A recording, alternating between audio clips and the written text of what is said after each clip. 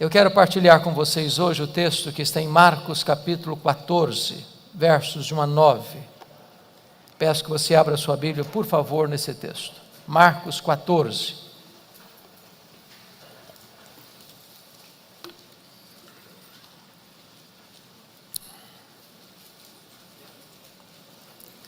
A minha versão é a versão atualizada. E se não for a mesma sua, me acompanhe, por gentileza, em silêncio nesta leitura. Está escrito: dali a 2 dias era Páscoa e a festa dos pães asmos. E os principais sacerdotes e os escribas procuravam como prenderiam Jesus à traição e o matariam. Pois diziam: não durante a festa, para que não haja tumulto entre o povo. Estando Jesus em Betânia, reclinado à mesa, em casa de Simão o leproso, veio uma mulher trazendo um vaso de alabastro com um preciosíssimo perfume de nardo puro. E quebrando o alabastro, derramou o bálsamo sobre a cabeça de Jesus. Indignaram-se alguns entre si e diziam: para que esse desperdício de bálsamo? Porque este perfume poderia ser vendido por mais de 300 denários e dar-se aos pobres. E murmuravam contra ela. Mas Jesus disse: deixai-a, por que a molestais?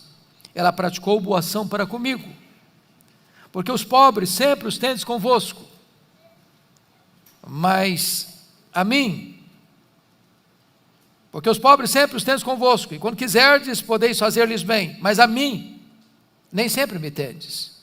Ela fez o que pôde, ela antecipou-se a ungir-me para a sepultura.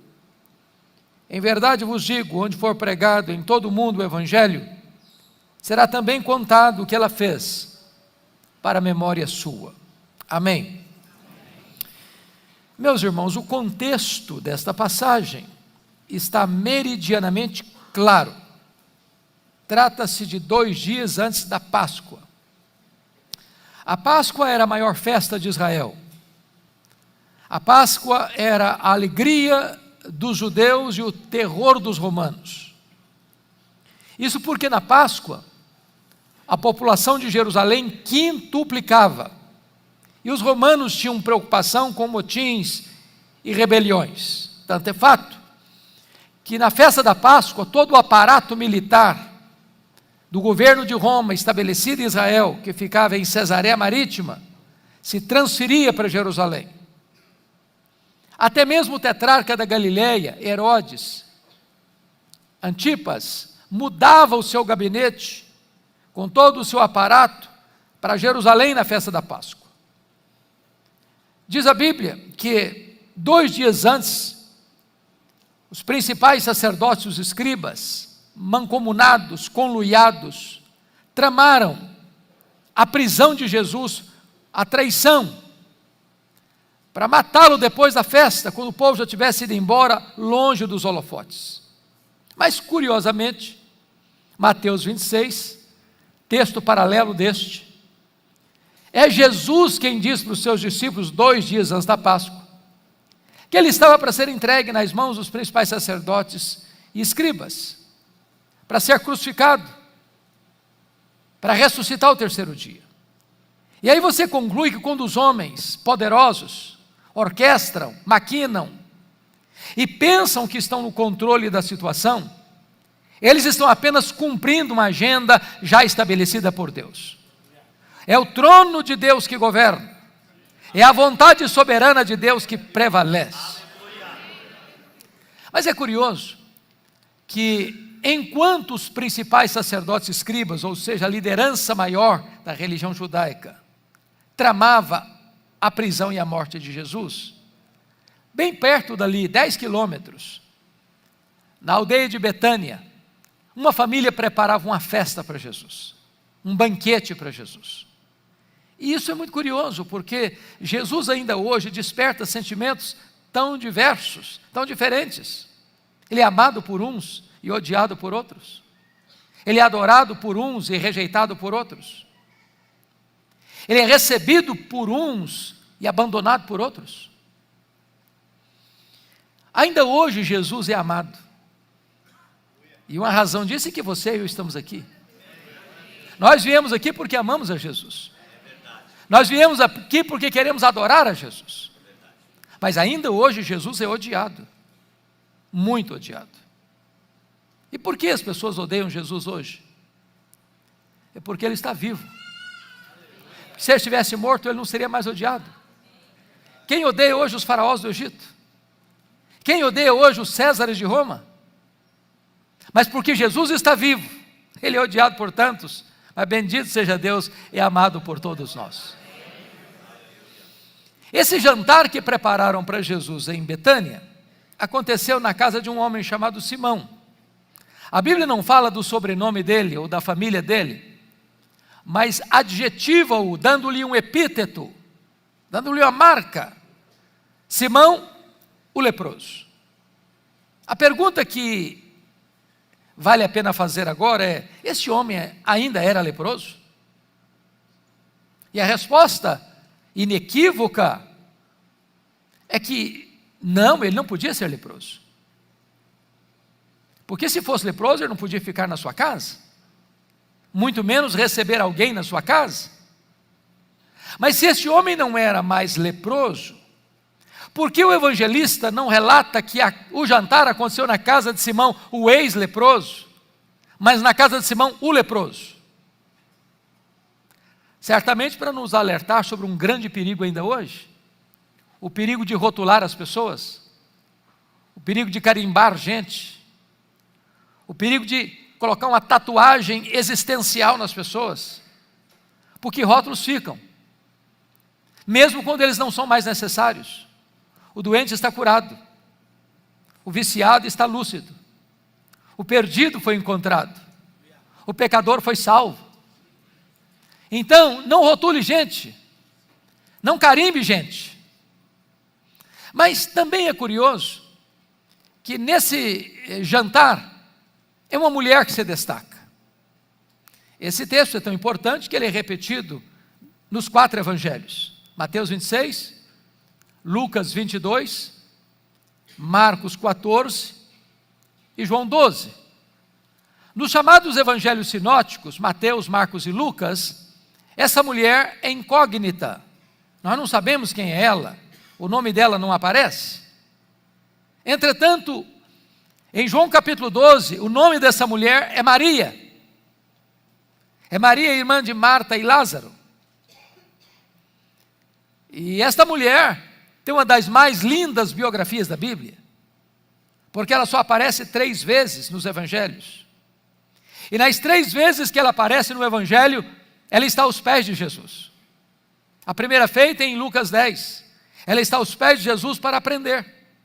Marta, preocupada com os afazeres da casa, corria de um lado para o outro, e até censurou Jesus pelo fato de permitir que ela ficasse sentada aos pés dele, enquanto Marta corria para lá e para cá. E Jesus disse: Marta, Marta, andas inquietas, ansiosa por muitas coisas. Só uma coisa é necessário. Maria escolheu a boa parte e esta não lhe será tirada. O melhor lugar para você se assentar, para aprender, a maior e melhor academia do mundo é aos pés do Senhor Jesus. Aí está a fonte do verdadeiro saber, do verdadeiro conhecimento. A segunda vez que essa mulher aparece na Bíblia é lá em João 11. E novamente ela está aos pés de Jesus para chorar a dor do luto, as angústias da alma, os gemidos do coração, a dor da saudade, porque seu irmão estava morto e sepultado há 4 dias. E eu posso lhes garantir que o lugar mais importante para você encontrar refrigério, conforto, consolo para a sua vida é assentar-se aos pés do Senhor Jesus. Esta é a maior fonte de consolo que podemos encontrar neste mundo. Mas a última vez que essa mulher aparece na Bíblia é nesse texto, e nos seus correlatos. E mais uma vez ela está sentada aos pés do Senhor Jesus. Agora, não para aprender ou para chorar. Agora ela está sentada aos pés do Senhor Jesus para agradecer. E agradecer o quê? O maior milagre público de Jesus. a ressurreição de seu irmão Lázaro. Então diz a Bíblia que Jesus está à mesa com os seus discípulos, certamente Simão leproso também, Lázaro recém-ressuscitado também está à mesa. Para não fugir à regra, Marta está servindo nesse jantar, e Maria, diz a Bíblia, vem com um vaso de alabastro. Alabastro é uma pedra ornamental de cor rosa. E diz a Bíblia que tem dentro desse vaso um perfume preciosíssimo. Notem o superlativo, preciosíssimo. Feito de uma essência chamada nardo. E o evangelista tem o cuidado de dizer que essa essência não é híbrida, não é misturada, é nardo puro. Mateus diz que esse vaso está cheio desse perfume. E João capítulo 12 diz que tem dentro desse vaso que está cheio, 1 libra de perfume. O que significa isso? 1 litro tem 2,2 libras. Nós estamos afirmando que dentro desse vaso, que era pequeno, era um vaso ornamental, tinha em torno de meio litro, menos de meio litro de perfume. Então diz a Escritura que Jesus está sentado, e Maria vem por trás dele e quebra o vaso. E todo o perfume é derramado na cabeça de Jesus. A casa se enche com o perfume escorre pelo corpo de Jesus, chega aos pés de Jesus, e ela solta os cabelos e passa a enxugar os pés de Jesus com seus cabelos. Quando os discípulos, liderados por Judas Iscariotes, nesse quesito, veem a cena, eles ficaram irritados, eles se indignaram e disseram: isso é um desperdício. Esse perfume poderia ser vendido por mais de 300 denários e dar-se aos pobres, e murmuraram contra ela. Mas Jesus saiu em defesa dela e disse: deixai-a, por que a molestais? Ela praticou boa ação para comigo. Os pobres sempre os tendes convosco, e podeis fazer-lhes bem, quando quiserdes, mas a mim nem sempre me tendes. Ela fez o que pôde. Ela antecipou-se a ungir-me para a sepultura, e em verdade vos digo, em todo o mundo, onde for pregado o Evangelho, será contado o que ela fez, para a memória sua. Eu gostaria então de tirar desta narrativa bíblica 8 lições para o nosso enlevo nesta noite. Se você tem papel e caneta, tem o hábito de anotar, fique à vontade. Se você tem o hábito de anotar no telefone, fique à vontade. Se você não tem nenhum dos dois, então fique antenado com a sua memória, porque eu já aprendi há muito tempo que o papel mais amarelo e a tinta mais fraca é mais fiel do que a memória mais prodigiosa.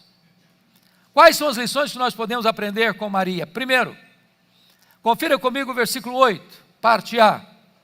Ela fez o que pôde. Você pode repetir comigo? Ela fez o que pôde. Sempre que eu leio isto, eu pergunto a mim mesmo: meu Deus, e eu? Estou fazendo para Jesus o que eu posso? Tudo o que eu posso? Porque às vezes nós fazemos, mas fazemos relaxadamente. Às vezes nós fazemos, mas não fazemos tudo o que podemos. Às vezes nós fazemos, mas não fazemos com a motivação certa.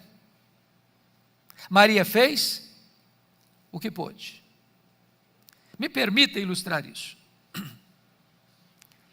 No dia 23 de setembro de 1723, na Alemanha, começa um movimento de oração liderado por Ludwig van Zinzendorf, que ficou conhecido como o movimento dos moravianos.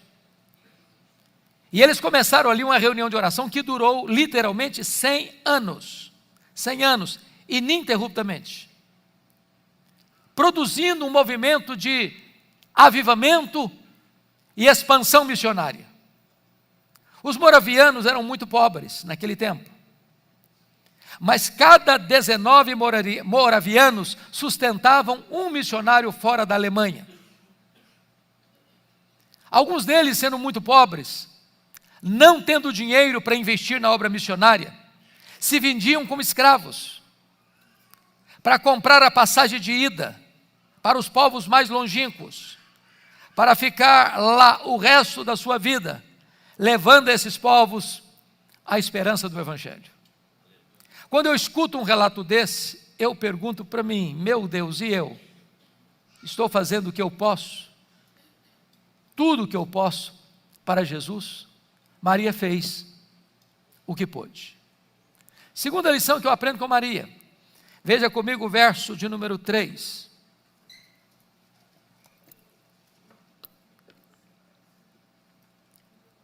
E quebrando o vaso, derramou o bálsamo sobre a cabeça de Jesus. Ela fez o seu melhor. Vamos entender isso aqui, irmãos. Essa essência chamada nardo não tinha em Israel. Esse perfume não era só preciosíssimo, ele era também caríssimo. Essa essência chamada nardo só tinha na cordilheira do Himalaia, de um arbusto seco, moído e transportado em lombos de camelos. Esse perfume não se encontrava numa loja de perfumaria. Esse perfume era comprado gota a gota, grama a grama, ia sendo acondicionado nesse vaso de pedra, nesse vaso ornamental. Como o perfume foi avaliado em mais de 300 denários, isso significa uma coisa. Se tinha dentro desse perfume pouco mais de 300 ml de perfume, eu estou dizendo para você que cada ml do perfume custava um denário. Um denário era o pagamento de um trabalhador durante um dia todo. Então você imagina alguém trabalhar o dia inteirinho para no final do dia comprar uma gota, 1 grama, 1 ml de perfume.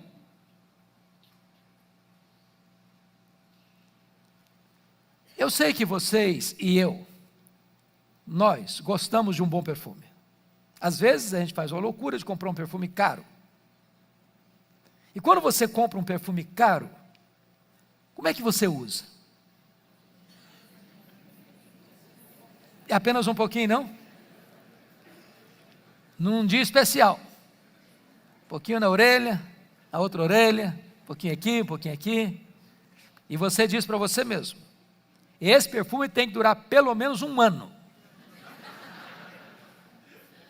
Agora vejam vocês, que Maria não chega e abre o vaso. Ela chega e quebra o vaso. Por que ela quebra o vaso e não abre o vaso? Porque ela está dizendo, tudo que eu tenho, e o melhor do que eu tenho, eu quero colocar tudo a serviço de Jesus. Eu quero fazer para Ele o meu melhor.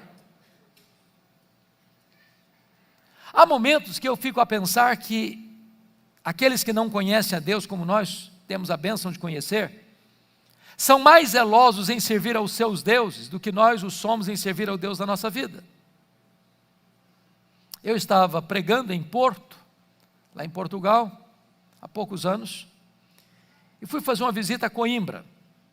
E na medida que nós viajávamos, eu vi uma caravana grande, a pé, andando pelo asfalto. E eu, curioso, perguntei, o que essas pessoas estão fazendo? Aonde elas estão indo? Me responderam, elas estão indo a Fátima, pagar promessas. E eu perguntei, mas a que distância elas estão andando? Me responderam, a mais de 300 quilômetros. Aí eu pensei na igreja brasileira. Falei, meu Deus, às vezes o crente mora na rua da igreja, no bairro da igreja. Se chover um pouquinho, não vai. Se tiver também muito quente, não vai. Se tiver Corinthians e Palmeiras, ele também não vai. Se tiver Fórmula 1, ele dá um jeito de não ir também. Ele arranja uma desculpa. Às vezes aqueles que não conhecem a Deus como nós conhecemos, são mais zelosos em servir aos seus deuses, que nós somos em servir ao Deus da nossa vida. Maria fez o seu melhor. Mas em terceiro lugar, ainda à luz do versículo 3, Maria fez sacrificialmente. Irmãos, esse texto é incompreensível para nós, na nossa cultura. Nem você nem eu fazemos isso, e eu acho que nem você nem eu jamais conhecemos alguém que fez isso. Eu estou falando que essa mulher gastou 1 ano de economia, 1 ano, para comprar um frasco de perfume. Quem é a pessoa que em sã consciência hoje trabalha 1 ano para comprar um frasco de perfume? Para você entender esse texto, você tem que entendê-lo dentro da cultura judaica. Quando a menina fazia a transição de menina para moça, que é tão rápido, ela já começava a usar as suas economias para comprar esse perfume, gota a gota, grama a grama, e acondicionando nesse vaso de pedra para o dia mais sonhado, esperado, desejado da sua vida, o dia do seu casamento, o dia das suas núpcias. Maria não deu a sobra, Maria não deu o resto, Maria não deu o que não servia para ela, ou que não tinha importância para ela, ela deu sacrificialmente, generosamente. Eu pergunto a você nesta noite, o que é que você tem feito para Jesus que possa receber o selo de sacrificial?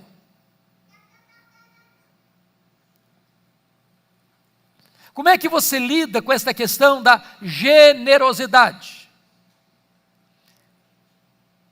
O ano passado eu li um livro muito interessante sobre este assunto, generosidade, e infelizmente essa obra não está ainda em português, mas a introdução do livro, ou melhor, a ilustração da introdução, para mim valeu o livro. E o autor perguntou assim: você quer aprender a ser uma pessoa generosa? Então, vamos lá, disse ele. Faça o seguinte, passe numa loja, compre uma jarra de vidro transparente. Se você é uma pessoa chique, pode ser cristal, não tem problema, desde que seja transparente. Você vai botar esse jarro na sua sala, mas não vai botar flor, vai botar terra, só terra, para todo dia você passar por ele e olhar para ele, para lembrar você 2 coisas. Primeiro, de onde você veio? Você veio do pó.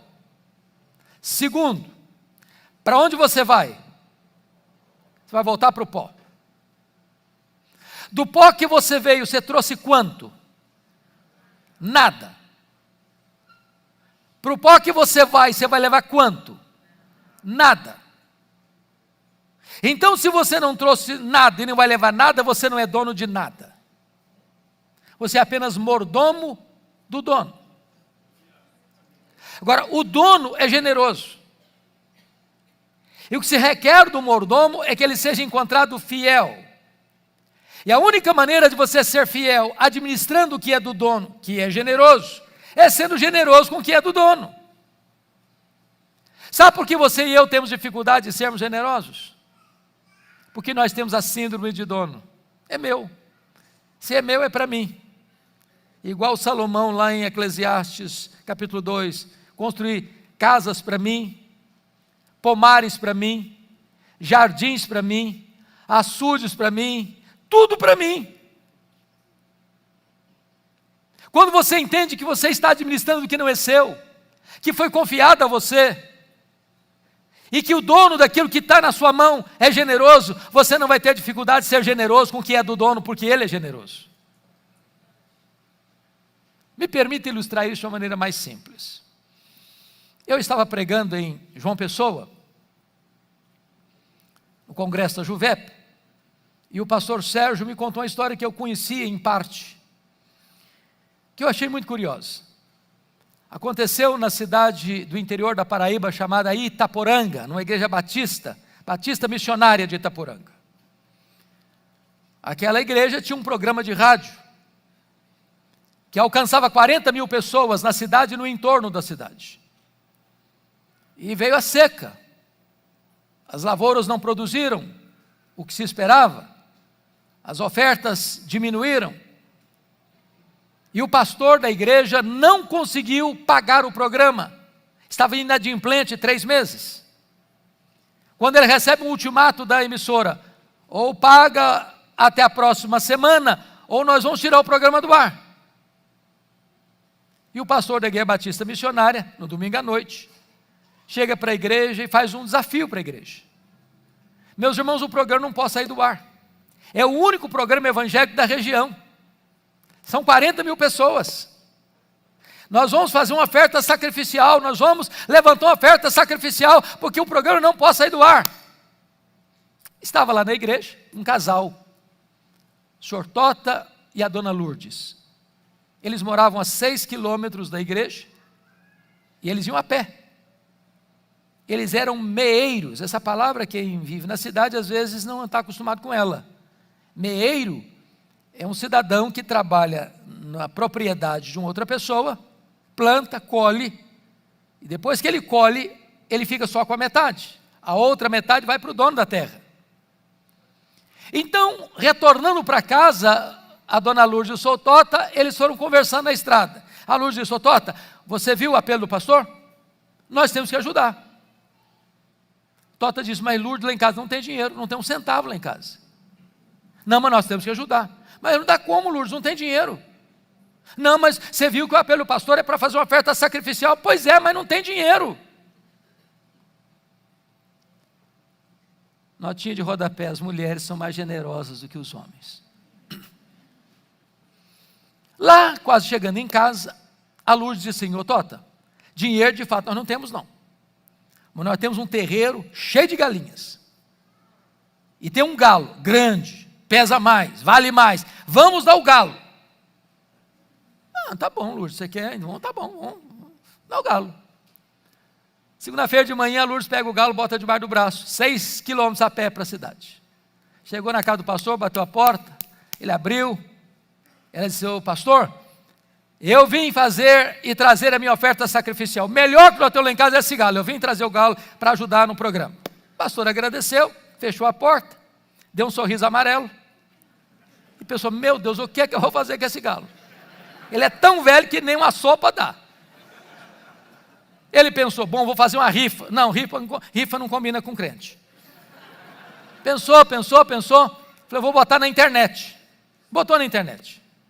Domingo de manhã, domingo seguinte, pastor Jeremias Pereira, lá da 8ª Presbiteriana de Belo Horizonte, abriu a caixa de e-mail, está lá a história da mulher do galo. O coração dele foi tocado. Chegou domingo na igreja de manhã, falou: "Meus irmãos, tem uma igreja batista missionária em Itaporanga, que está com um programa de rádio na iminência de ser interrompido, porque não estão conseguindo pagar. Nós vamos levantar agora uma oferta para ajudar aqueles irmãos." Levantaram a oferta, deu o correspondente a 2 anos de programa. O pastor ligou, falou: "Fique tranquilo, pastor, que daqui, durante 2 anos o programa está garantido." Louvado seja Deus. Aí o pastor Jeremias está pregando lá em Toronto, no Canadá, uma igreja de um colega meu, contou a história da mulher do galo. Levantou um irmão e disse: "Eu quero saber se a dona Luz está precisando de alguma coisa." "Ah, ela está precisando sim, ela tem uma casinha muito humilde, tem energia, mas não tem geladeira, não tem um fogão próprio, para beber uma aguinha gelada no escaldante calor do sertão." Falei: "Então vou mandar o dinheiro para comprar geladeira, para comprar fogão, que ela precisar." Aí o próprio pastor Jeremias está pregando numa igreja em Nova York, contou a história da mulher do galo. Levantou empresário e disse o seguinte: "Eu quero saber dessa terra. A dona Lourdes é meieira?" Não, vamos comprar a terra para ela. Vamos comprar a terra, vamos passar a escritura no nome dela. Ela vai ser proprietária da terra. Comprar a terra, passar a escritura no nome da dona Lourdes. Aí ele está pregando uma outra igreja, contou a história da mulher do galo. Levantou o engenheiro e disse: "Eu quero saber se essa terra produz." Engenheiro agrônomo: "Vamos mandar os técnicos lá, vamos cavar poços artesianos, vamos irrigar essa terra para que ela produza bastante." E assim fizeram. Está pregando uma outra igreja, contou a história da mulher do galo. Levantou, irmãos: "Eu quero saber se a casa da dona Lourdes, como é que é?" "Não, a casinha é muito simples mesmo." "Não, então joga tudo abaixo, vamos construir uma casa grande, vamos construir uma casa bonita, vamos mobiliar a casa, vamos dar tudo novo para ela." Um repórter da Christianity Today escuta essa história da mulher do galo em Nova York.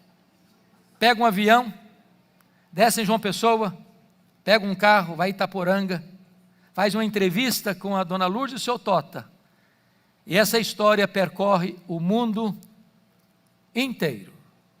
Porque uma mulher, um homem, um casal tão pobre, fez uma oferta sacrificial. Eles não fizeram barganhas com Deus. Mas Deus não fica em dívida com ninguém. A alma generosa prosperará.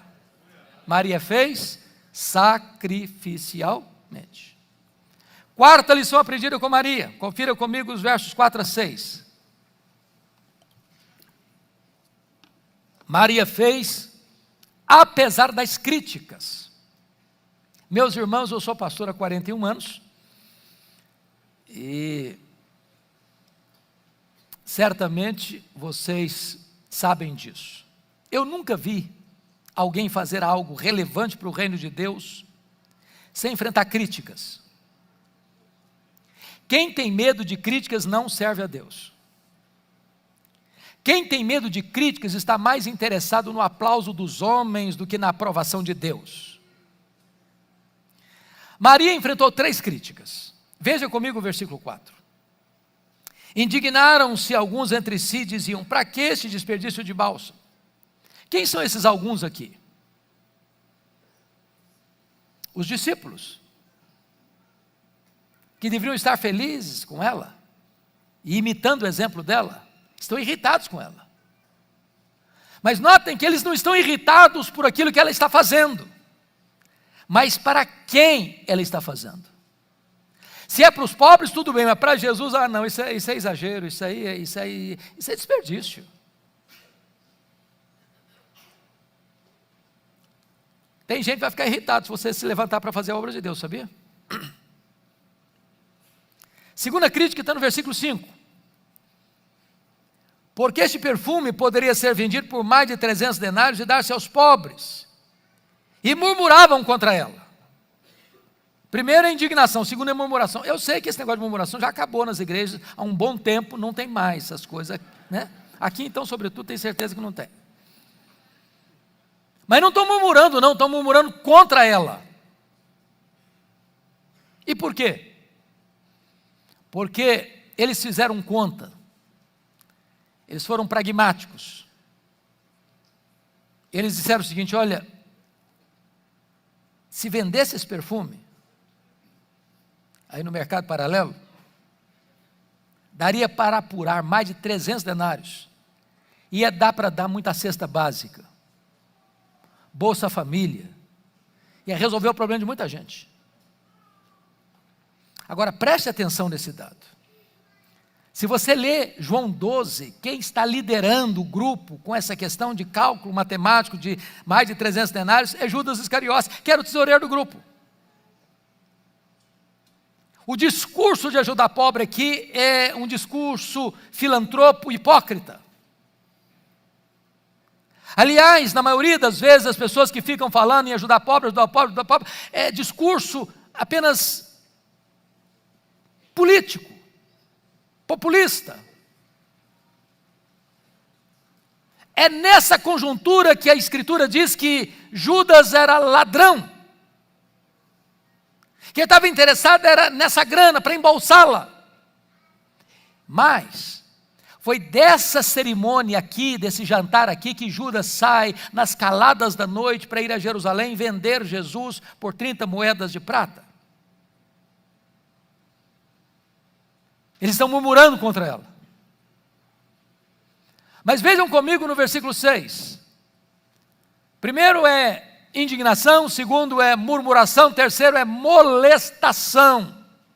Jesus diz: deixai-a, porque a molestais. Molestar hoje é crime, da cadeia.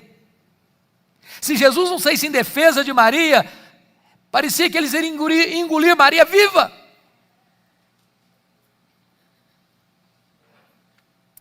E Jesus disse: deixai-a, ela praticou boa ação para comigo.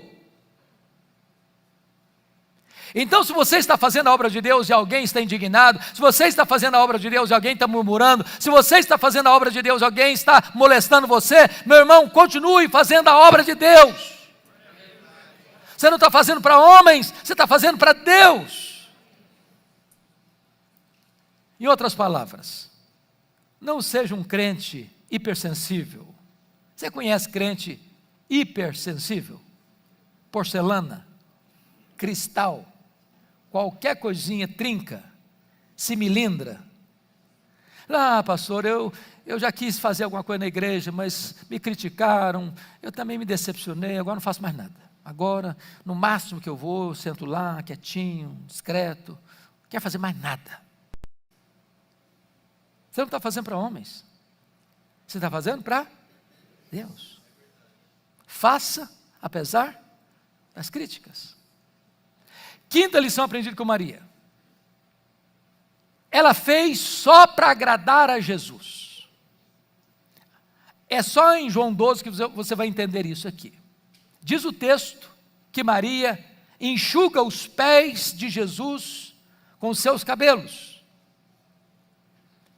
Se você derramar quase meio litro de um líquido untuoso na cabeça de uma pessoa, isso vai escorrer, vai escorrer, vai escorrer, vai escorrer, vai chegar aos pés. O que significa Maria ter enxugado os pés de Jesus com seus cabelos? Na cultura brasileira, significa nada, é apenas um gesto de humildade. Mas na cultura judaica, isso era um escândalo. Uma mulher não soltava os cabelos em lugar aberto, público. Isso era a mesma coisa de deixar a reputação dessa mulher em xeque, em dúvida. Mas então por que Maria fez isso? Ela fez isso, meus irmãos, porque quem ama Jesus, quem tem gratidão transbordando no coração a Jesus, não consegue ficar dentro de cercas, de limites engessados. Acaba extrapolando. Nós, às vezes, temos muitas preocupações de desagradar um, desagradar outro. E, às vezes, até na hora do culto. Quanta gente que, às vezes, perde até a espontaneidade da adoração. Porque ele pensa, se eu levantar a mão, se eu fizer uma coisa, se eu fizer outra coisa, se eu chorar, alguém vai falar isso, vai falar aquilo. Se eu não fizer, alguém vai falar também. Aí você fica preocupado em agradar fulano, agradar ciclano, agradar Beltrano, e você acaba desagradando a Jesus.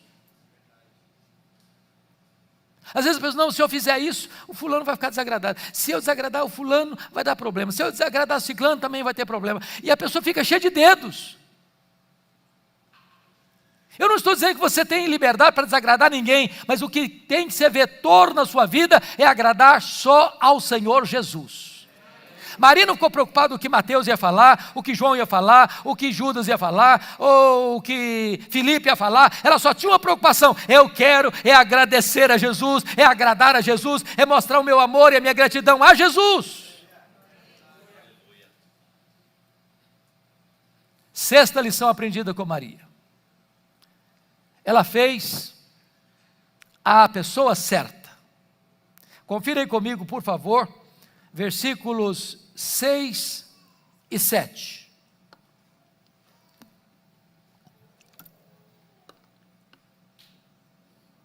Lá no finalzinho, Jesus diz assim: deixai-a, por que a molestais? Ela praticou boa ação para comigo, porque os pobres sempre os tendes convosco, e quando quiseres podeis fazer-lhes bem, mas a mim nem sempre me tendes. Me permita fazer esta pergunta: será que Jesus está ensinando aqui que os pobres não merecem atenção da igreja, ou primazia na agenda da igreja? É isso que Jesus está falando? E a resposta é um sonoro não. A Bíblia toda é um livro que cuida dos pobres. Deus cuida dos pobres. Você vai encontrar isso na lei, você vai encontrar isso nos livros proféticos, você vai encontrar isso nos livros poéticos, você vai encontrar isso no ministério de Jesus, você vai encontrar isso nas cartas de Paulo, nas cartas gerais, você vai encontrar isso na Bíblia toda. Deus tem uma atenção de cuidado com os pobres. Para mim, um dos textos mais incríveis da Bíblia é Mateus 25, 31 a 46. É a cena do juízo final. Quando Jesus vem em majestade e glória, se assenta no trono para julgar as nações. E aqueles que ele vai condenar à condenação eterna, ele vai dizer: estive com fome e não me deste comer. Eu estive com sede e não me deste beber. Eu estive nu e não me vestiste. Eu estive doente e não fostes ver-me. Eu estive forasteiro e não me abrigaste. Todas as situações retratam pessoas necessitadas, carentes, desamparadas. Eu não estou dizendo para você que ser generoso leva você para o céu, não. Quando João Batista estava pregando sobre arrependimento no deserto da Judeia, e as multidões fluíram para ouvi-lo, as multidões perguntaram: ô João, o que nós vamos fazer com esse sermão seu de arrependimento? E ele respondeu: quem tiver 2 túnicas, dê uma para quem não tem, quem tiver comida, faça o mesmo. Você quer saber se um cara é crente mesmo? Veja se ele é generoso. Não combina crente mão de vaca, não combina crente suvina, não combina crente avarento, não combina crente que tem o coração fechado para o necessitado. O crente tem o coração aberto, tem o bolso aberto, tem as mãos abertas, tem a casa aberta. O crente é generoso. Agora, generosidade não é arrependimento. Ninguém vai para o céu porque ajuda os pobres. Ninguém vai para o céu porque dá roupa e comida para as pessoas. Generosidade é a evidência do arrependimento e não um substituto do arrependimento. É por isso que surgiu na América Latina, na década de 60, uma falsa teologia, chamada teologia da libertação, que não é nem teologia, nem libertação. Os teólogos da libertação não são teólogos, são teologastros liberticidas, porque ensinaram que reino de Deus é panela cheia. Mas ninguém vai para o céu porque tem panela cheia. O cara pode ser o homem mais rico, a mulher mais rica, ele pode morar na cobertura, ele pode morar num palacete, ele pode ter carro importado, ele pode andar com roupas de grife, ele pode fazer as viagens mais importantes, ele pode comer nos restaurantes mais conceituados. Isso não leva para o céu. Ele pode até doar todos os bens dele para os pobres, e nada disso vai aproveitar. É por isso que Maria fez a pessoa certa. Sabe por quê? Quem move você a ajudar os pobres é Jesus. Quando você ajuda o necessitado, quem impulsiona você para fazer isso é a graça de Deus. É porque você teve um encontro com o Eterno. Você agora tem que colocar sua vida, seus bens, seus dons, seus talentos, tudo a serviço do reino de Deus para socorrer as pessoas. Maria fez a pessoa certa. 7ª, penúltima lição.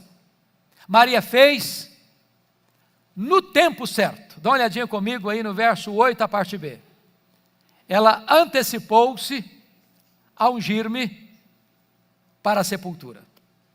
Ela fez no tempo certo. Então vamos entender isso aqui. Me permita retroceder um pouquinho para explicar melhor. Vocês se lembram lá em João 8, aliás Lucas 8, a partir do verso 3, que no ministério itinerante de Jesus nas cidades e aldeias da Galileia, haviam 204 pequenas cidades na Galileia, e Jesus de cidade em cidade, de aldeia em aldeia, percorreu com os discípulos pregando a mensagem do reino.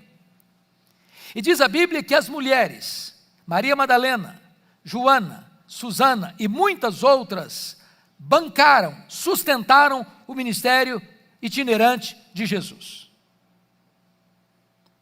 Agora, por favor, pense comigo na cena. Quantas pessoas estavam incorporando essa caravana? Tinha Jesus, 12 discípulos, 13. 3 mulheres são mencionadas pelo nome: Maria Madalena, Joana e Susana, 16. Mas muitas outras mulheres, eu não sei quantas são muitas outras mulheres. Mas vamos entender que o grupo todo tinha 40 pessoas. Não tinha hotel, não tinha pensão, não tinha self-service. Pensa na logística. Cidade em cidade, de aldeia em aldeia. E elas passando Pix, transferência bancária, bancando as despesas. E nesse ínterim, Jesus informa para eles e para elas também, que ele tem que subir para Jerusalém, para ser preso, para ser crucificado, para ressuscitar o terceiro dia. Essas mulheres da Galileia não se acovardam, sobem com ele, sabendo o que haveria de acontecer. Quando Jesus foi crucificado, consta o texto bíblico que só João está lá. Os outros se acovardaram e fugiram. Essas mulheres estão lá. Essas mulheres. Quando Jesus foi sepultado, lá em Lucas 23, 54 e 55, não consta nem que João estivesse presente no sepultamento de Jesus. Mas consta que estas mulheres estavam lá, vendo onde e como Jesus foi sepultado. Repete comigo, onde e como Jesus foi sepultado.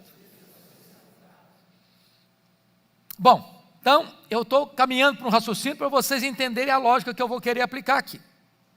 Que horas Jesus morreu na sexta-feira? Que horas? 3 horas da tarde, hora nona. Que horas ele foi sepultado?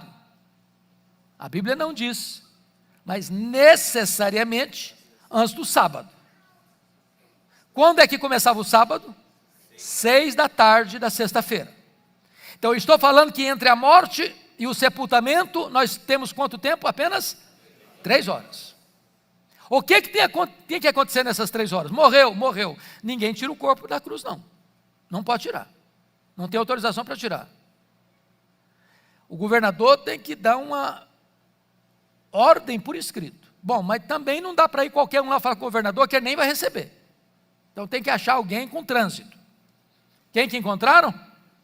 José de Arimateia. Aí ele chega lá no governador Pôncio Pilatos, estava lá na Torre da Antônia, dentro dos muros da cidade. O sepultamento, a crucificação foi fora dos muros.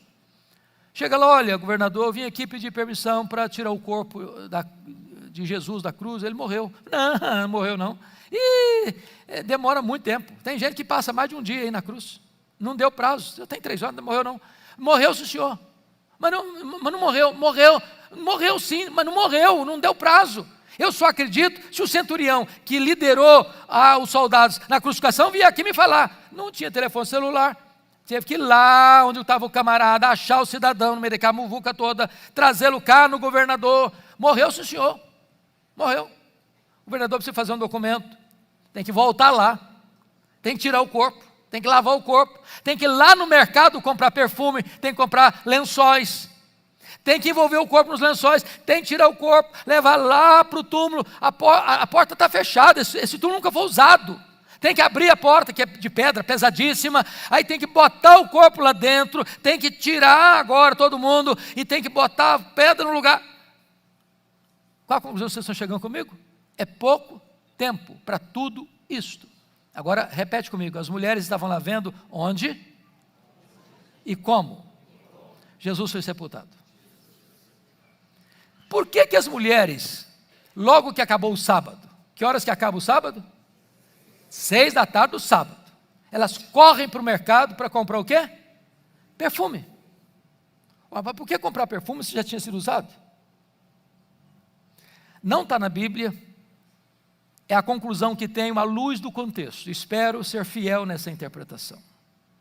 Por que as mulheres foram comprar perfume, pensando que alguém ia rolar pedra para elas, e eram lá dentro do túmulo, depois de um dia que Jesus estava sepultado, para aplicar aromas, perfumes no seu corpo?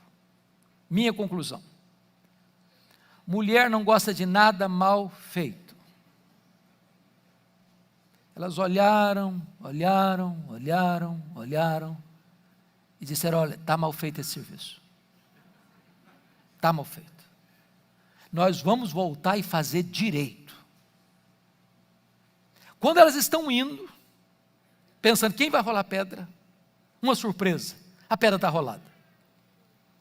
Elas olham, a porta do túmulo está aberta, é cavada em rocha. Elas entram, o túmulo está vazio. Elas saem, tem um anjo. E pergunta para eles: o que vocês vieram fazer aqui, procurar entre os mortos aquele que está vivo? Ele não está mais aqui não, ele ressuscitou.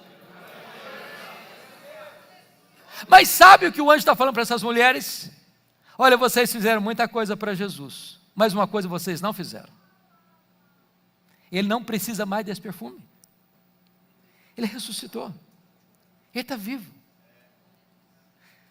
Vocês fizeram muita coisa, mas uma coisa vocês não fizeram. Vocês não anteciparam a ungir o corpo dele para a sepultura. Só Maria fez isso. Há coisas que, se você não fizer hoje, nunca mais você vai ter chance de fazer. Faça no tempo certo. Me permita ilustrar isso. Há uma coisa que me impressiona muito na cultura brasileira, que são os nossos funerais. Diferente, às vezes, do mundo, né? Mas o que é que me impressiona nos nossos funerais? Primeiro, defunto recebe mais elogio do que gente viva. Eu fico impressionado com isso. É uma rasgação de seda em cima do caixão que não tem mais fim. A pergunta é: será que essa pessoa, quando viva, escutou algum desses elogios? Porque você elogiar um defunto não vai alegrá-lo. Ele não vai se levantar para dar um abraço em você. E se levantar, você corre. Então não espera a pessoa morrer para elogiar, não. Tem algumas pessoas: não, pastor, esse negócio de elogiar é furada, isso leva a pessoa a ficar vaidosa. A Bíblia não ensina isso não. O que a Bíblia proíbe é a hipocrisia. Mas um elogio certo, na hora certa, é um bálsamo, é um refrigério. A segunda coisa que me choca nos nossos funerais é que defunto recebe mais flores do que gente viva. Dá para entender isso? Ô, gente, eu fui num funeral em Vitória, eu contei 86 coroas de flores. Contrataram um grande caminhão só para levar as flores, um caminhãozinho bem pequenininho para levar o defunto. E eu fiquei do lado olhando, de butuca, pensando: meu Deus, para que tanta flor para o defunto? Ele não consegue cheirar um botão de rosa a mais. Agora, sabe por que os defuntos recebem mais flores do que os vivos? É porque a voz do remorso é mais forte do que a voz da gratidão. Mande flores enquanto a pessoa está viva. Agora, me falaram por aí que os homens da Igreja Batista Central de Santo André são muito românticos. Que não deixam passar em brancas nuvens jamais o aniversário da esposa. Aniversário de casamento, todos são celebrados. Mas vai que tem algum desatento no meio. É verdade.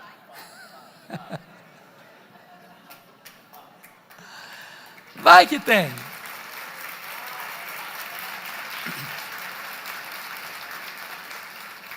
Então me permita dizer para você, minha irmã, que talvez ficou esquecida aí, que nunca ganhou um buquê de flores do marido. Se você for na frente, e por ir na frente eu estou dizendo morrer primeiro, você vai ganhar uma coroa de flores, grande.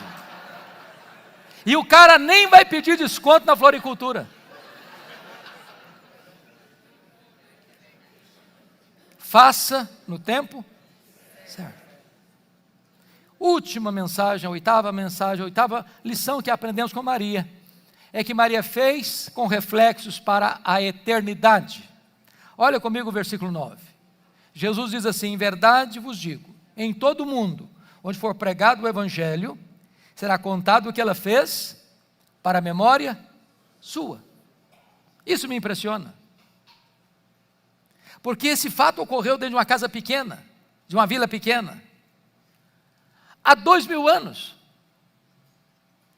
E essa história tem sido contada dos eirados do mundo nos ouvidos da história. E essa profecia de Jesus, hoje, 29 de janeiro de 2023 se cumpre mais uma vez no templo da Igreja Batista de Santo André, São Paulo, Brasil. A grande pergunta hoje é o que é que você e eu estamos fazendo hoje que vai impactar as futuras gerações, que vai reverberar nos ouvidos da história. Eu não sei se você se preocupa com isso, eu às vezes penso isso, conversando com os meus botões. Meu Deus, se Jesus não voltar antes, daqui a 50 anos, será que a minha vida vai impactar ainda alguma pessoa? Nós vivemos numa geração hedonista, narcisista, que olha para o umbigo, preocupada só com ela mesma. Nós não estamos investindo nas futuras gerações. E eu quero terminar essa meditação com vocês, trazendo à memória duas ilustrações, uma tirada da Bíblia, outra da missiologia. A da Bíblia, uma mensagem negativa, a da missiologia positiva. Primeiramente, vamos ver o exemplo da Bíblia. Eu vou lembrar a vocês de um homem que vocês todos já ouviram falar nele, conhecem tanto, o rei Ezequias, filho de Acás, que começou a governar em Jerusalém com 25 anos, reinou 29 anos, morreu com 54 anos. Ele foi um homem piedoso, ele fez reformas, experimentou um reavivamento em Jerusalém. Mas esse homem, aos 39 anos de idade, enfrenta um gravíssimo problema, aliás, dois problemas. Foi no governo dele que a Síria, em 722, tomou Samaria, as 10 tribos do norte. E agora, esse mesmo poderoso império cerca Jerusalém e ordena a Ezequias a se render, de forma afrontosa, dizendo: olha, Deus nenhum liberta você das minhas mãos. E Ezequias orou, e Deus escalou um anjo, que matou 185 mil soldados assírios ao redor de Jerusalém, e Deus libertou Jerusalém do poder da Síria. Mas esse homem tinha um segundo problema, agora não era militar, agora era um problema de saúde, ele tinha uma úlcera, e ele tinha dinheiro, mas nenhum médico resolveu o problema dele, nenhum remédio. E Deus manda o profeta Isaías à casa dele com a ordem: põe em ordem a tua casa, porque morrerás e não viverás. 39 anos, no auge do seu vigor, da sua saúde, da sua inteligência, do seu governo. Sobrou para ele apenas uma parede, e para a parede ele se voltou, e chorou fervorosamente, e orou abundantemente, e Deus ouviu rapidamente. E o profeta não tinha saído de Jerusalém ainda, quando Deus disse: volta lá, Isaías, e diz a Ezequias, príncipe do meu povo, que eu ouvi a sua oração, eu vi as suas lágrimas, eu o curarei da sua enfermidade, lhe darei mais 15 anos, e libertarei Jerusalém do poder da Síria. Um grande milagre. Esse milagre reverberou para longe de Israel, chegou lá num novo império que surgiu, o Império Babilônico. E o rei da Babilônia mandou uma comitiva diplomática em Jerusalém com presentes e cartas, homenageando, parabenizando o rei Ezequias. Sabe o que ele fez? Recebeu a comitiva, abriu os seus tesouros, abriu os seus palácios e mostrou quão rico ele era, quão poderoso ele era, quão grande ele era, quão magnífico ele era, e não deu uma palavra sequer de exaltação a Deus. Aquilo foi mal aos olhos do Senhor. Então, Isaías volta ao palácio, da parte de Deus, e disse: você recebeu uma comitiva aí? Ah, sim, recebi, sim, senhor. De onde era? Ah, de muito longe, lá da Babilônia. O que você fez? Ah, eu abri meus tesouros, meus palácios, abri tudo, mostrei quão grande eu era, quão rico eu era, quão poderoso eu era. Aí o profeta disse: então escuta a palavra do Senhor agora. Essa Babilônia virá, e vai saquear tudo, e vai tomar tudo, e vai rapinar tudo, e vai espoliar tudo, não vai ficar nada. E tem mais: dos filhos que tu gerares, serão levados e feitos escravos. E tem mais: eles serão feitos eunucos. Sabe o que significa isso? Eles vão ser castrados, e não vão poder gerar. Você quer coisa pior que essa? Sabe qual foi a resposta do rei para o profeta? Boa é essa palavra. Não, você não entendeu o que eu falei. Você não entendeu. Eu estou falando que a Babilônia vai tomar tudo, que vai rapinar tudo, que vai levar tudo, que os filhos vão ser escravos, que os filhos vão ser castrados. E você é maluco, você é louco. Que negócio é esse que boa essa palavra? E diz o texto que ele pensou assim, boa essa palavra, porque pelo menos eu terei paz nos meus dias. Trocando em miúdo, sabe o que ele está dizendo? Quando isso acontecer, eu já bati as botas. Quando isso acontecer, eu já não estou mais aqui para contar a história. Sabe o que ele está dizendo, trocando em miúdos? Desculpem da expressão, ele está dizendo o seguinte, o que eu me importo é comigo, que se danem as futuras gerações, eu não estou nem aí, eu só me importo comigo. É lamentável, lamentável. Irmãos, a igreja de Deus precisa se preocupar com as futuras gerações. Precisamos nos preocupar com os nossos filhos, com os nossos netos, com os nossos bisnetos. Eu não sei se vocês percebem isso, parece que nós estamos vivendo uma geração hoje em que os avós foram mais crentes que os nossos pais foram mais crentes do que nós parece que estamos sendo mais crentes que os nossos filhos, e que Deus tem misericórdia de nós, porque as outras gerações podem se afastar do Senhor. Basta 3 gerações para uma igreja se perder, irmãos. Aquela geração que saiu do Egito, morreu no deserto. A geração que nasceu no deserto, entrou na terra prometida. Diz a Bíblia que a geração que nasceu na terra prometida não conhecia mais o Senhor.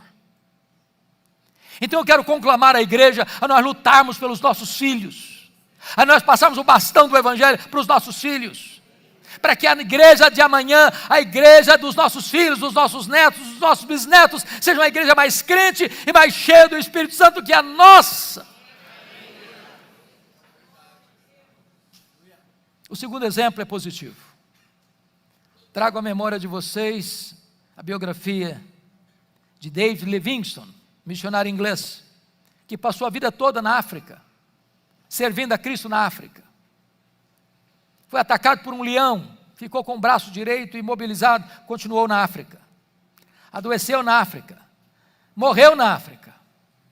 Quando ele morreu, os ingleses foram para lá para pegar o corpo dele e levar para a Inglaterra e sepultar na Inglaterra. Os africanos disseram, vocês podem até levar o corpo dele, mas o coração dele vocês não vão levar. Ele amou a África, e o coração dele vai ser enterrado na África. Sabe o que fizeram? Abriram o peito dele, arrancaram o coração dele, e sepultaram o coração dele na África. Quando você vai a Malawi, lá tem uma catedral de chão batido, com a placa de bronze na parede, para a glória de Deus, e em memória de David Livingstone. O corpo dele foi levado para Londres, foi sepultado na abadia de Westminster, onde estão sepultados os reis e os nobres da Inglaterra. O túmulo mais visitado lá não é dos reis nem dos nobres, é de David Livingstone. E tem uma placa de bronze na parede escrito, para a glória de Deus e em memória de David Livingstone. A minha oração, irmãos, é que você e eu vivamos de tal maneira que isso traga glória para Deus e perpetue o testemunho nosso para as futuras gerações. Que nós possamos imitar essa mulher que vive aos pés de Jesus, fazendo o que pôde, fazendo o seu melhor, fazendo de forma sacrificada.